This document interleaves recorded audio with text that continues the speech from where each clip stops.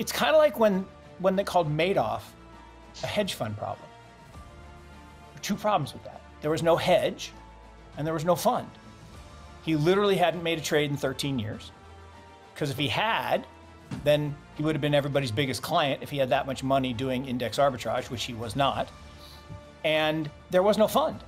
He literally would have his brother-in-law transfer the money into his personal account. He just stole people's money and lied.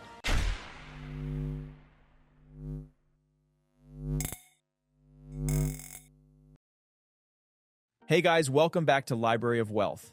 In a fiery discussion on the Invest Answers podcast, Mark Yusko reveals the dark secrets of the financial industry and how they manipulate the system to maintain their power. He points out that Bitcoin and other cryptocurrencies are gaining popularity as they offer an alternative to traditional banking and how they can benefit people by earning higher interest rates. However, he warns that those in power are threatened by this and are doing everything they can to slow down or ban crypto growth. Yusko calls out the government for targeting those who support these alternative banking systems, putting them in legal jeopardy. He also highlights the importance of on-chain transactions as they make it harder to hide illegal activities such as bribery and money laundering. He says those who engage in these activities on-chain are just asking to be found out. Let's get right into the latest interview with Mark Yusko, as he discusses how Bitcoin provides a better alternative to traditional banking, but is a threat to governments and big banks who are losing their financial power monopoly. Don't forget to hit the like button and subscribe if you enjoy the content we do here on this channel. Let's get right into the video. If your plan is to weaken the foundation of trust in this alternative to banking, right? One of the mantras of Bitcoin is unbank yourself, right? And that we're going to bank the unbanked. 40% of people, 40% of adults in the world don't have a banking account. They have a cell phone and they would very much like to have financial services, peer-to-peer lending, earn interest on their assets. And with digital assets, with crypto, with Bitcoin, you can do all of that.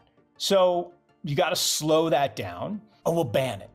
I saw this great tweet the other day. It said, breaking, world running low on conspiracy theories as they come true at an alarming rate. And so, conspiracy theory is only a conspiracy theory if it ain't true. And truth, by the way, is an absolute defense. So, I've said some things publicly about Operation Choke Point and about the FTX debacle and about who is responsible. And people, how can you say that? The black hats are going to show up at your house. I'm like, look, truth is an absolute defense. And in the old days, I wanted to influence you. I meet you at the park. I got my backpack. I put it on the bench. I walk away. And you're like, Mark, you left your backpack. I just keep walking. And you look inside and it's full of cash. And you're like, oh, okay, got it. Whatever you want. Not traceable. Not, that's the way bad stuff's been done for thousands of years. Well, now people are doing that on chain.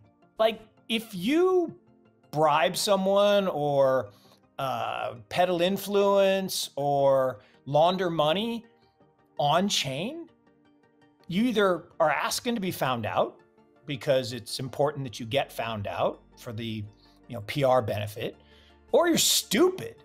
And I actually don't think the people perpetrating this are stupid. I wish they were stupid because then, they wouldn't be good at it. But I think they're actually quite intelligent and quite deliberate. And there's no question in my mind that we're in the then they fight you phase. Yeah. From 2009 to 15 was the first they ignore you. Yep. A bunch of nerds and geeks playing with your magic internet money. Then in 2016 to 21, it was when they laugh at you. Oh my God. Look at these nerds, geeks playing with this stupid, what a waste of time. Well, then the money starts to come out. Then people convert fiat into crypto because financial repression, right? After the first global financial crisis, they lower the interest rates to zero. Why did they do that? Why did they lower the interest rates to zero? Oh, to save the world. Bernanke saved the world. No, he didn't. China saved the world. China printed $4 trillion, okay, $4 trillion, and injected it into the global financial system and saved the world. lowering rates to zero did not save the world. Lowering rates to zero saved the banks. So instead of letting the bad people go to jail and the bad banks fail, they bailed them out and basically said, okay, you can borrow from the Fed at zero. Because by the way, have you ever borrowed at Fed funds? I never have. I just don't know how that works. So they borrow and then they buy government bonds. Riskless trade, lever it up 10, 11 times. Trading and being right every time you trade and making money 365 days out of 365, what are the odds of that? Zero. Like that doesn't happen unless you happen to be JP Morgan trading desk. They had no trading losses for years. Zero trading days loss. So that's a riskless trade. But here's the problem. Why did they do that? Well, they had to liquefy the balance sheets of the banks. Well, if you pay zero, then depositors get paid zero. And all of a sudden this digital asset comes along and they say, if you take your money out of fiat, convert it into crypto, stablecoin, Bitcoin, whatever, deposit it with us. We'll lend it out and charge 12, 15% because there's not as many deposits. And we'll pay you 6 to 8. That's good for humanity. It's good for everybody, except for the banks. Bad for the banks. You do that with $1 billion, who cares? Bunch of nerds and geeks, yeah, whatever. You do it with $10 billion, now you're kind of annoying. Now you invoke JP Morgan in 1907. I like a little competition before he set up the run on the bank at Knickerbocker Trust, which caused that to fail that he could buy for pennies on the dollar. You do tens of billions of dollars, now you're a problem. I'm sorry, Sam and Caroline are the masterminds of nothing. Yep. Masterminds of nothing.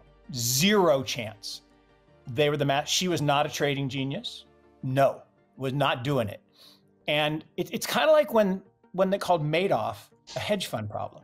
There were two problems with that. There was no hedge and there was no fund. He literally hadn't made a trade in 13 years. Because if he had, then he would have been everybody's biggest client if he had that much money doing index arbitrage, which he was not. And there was no fund. He literally would have his brother-in-law transfer the money into his personal account. He just stole people's money and lied. Sam and Caroline were pawns in a very elaborate game that's still going on. And so he asked the question. So Mark, answer the freaking question. Were the bank runs intentional? I'm going to say, yeah, I believe they were intentional. And why? Why would you foment a bank run? Isn't all of banking reliant on confidence? So if we lose confidence in our banks, what happens? We panic and we take the money out. Wasn't that bad? Well, it depends. If you're trying to run a bank, it's very bad. Yusko argues that traditional banking failed to save the world during the financial crisis and instead bailed out banks and prevented bad actors from facing consequences. He points out that Sam Bankman-Fried and Caroline Ellison were not trading geniuses, but rather pawns in this larger game. Yusko emphasizes the importance of Bitcoin and other cryptocurrencies as a means of empowerment for the unbanked and those who may not have access to financial services otherwise. However, he warns about those in power who are threatened by this. They'll do everything they can to maintain their control by slowing down or banning crypto growth and putting those who support these alternative solutions like cryptocurrencies in legal jeopardy. What do you think about Mark Yusko's take on Bitcoin and how the crypto market is now being targeted by much larger players? Comment down below. Thanks so much for watching. Don't forget to like and subscribe. This is the Library of Wealth. We'll see you in the next video.